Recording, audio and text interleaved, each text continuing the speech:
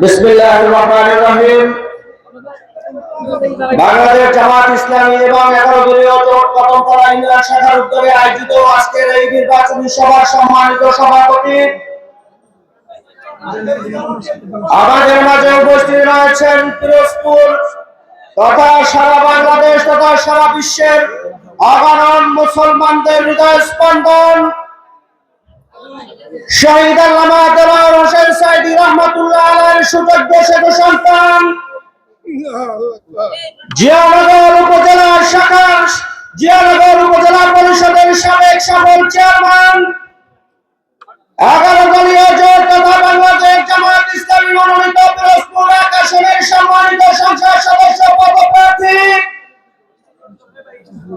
যিনি ইতিপূর্বেই পিরোজপুর তথা সারা বাংলাদেশে নিজের কর্মদক্ষতায় সকল মানুষের কাছে পরিচিত হয়েছেন সেই শ্রদ্ধেয় জনাব মাসুদ সাইদি।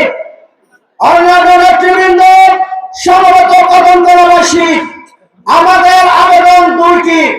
আমাদের আবেদন কয়টি? দুইটি।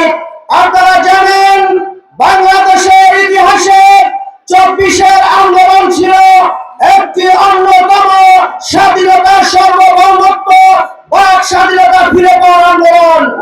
সেই আন্দোলনের গর্ব থেকে উঠে আসা জাতীয় নাগরিক পার্টি এনসিপি, সেই এনসিপি তথা 11 দলীয় জোটের প্রার্থী জনাব মাসুদ সাইদির জন্য আমরা পিরোজপুর সদর, জিয়ানগর এবং নাজিরপুরের দাঁড়িপাল্লা মার্কায় ভোট চাই। আপনারা কি দাঁড়িপাল্লা মার্কায় ভোট দিতে রাজি আছেন?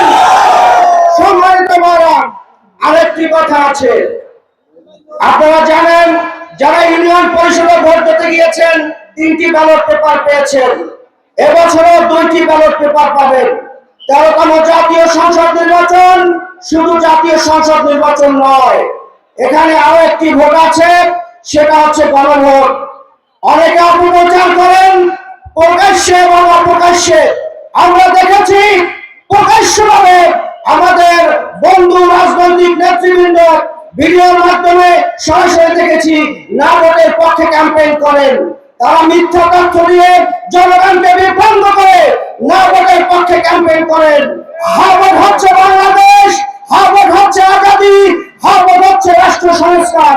সকলে সেই রাষ্ট্র সংস্কারের পক্ষে, হাবটের পক্ষে ভোট দেবেন এই আশাবাদ ব্যক্ত করে আমরা বক্তব্য এখানে শেষ করছি। আল্লাহ হাফেজ। বাংলাদেশ জিন্দাবাদ, 11 দলীয় জোট জিন্দাবাদ।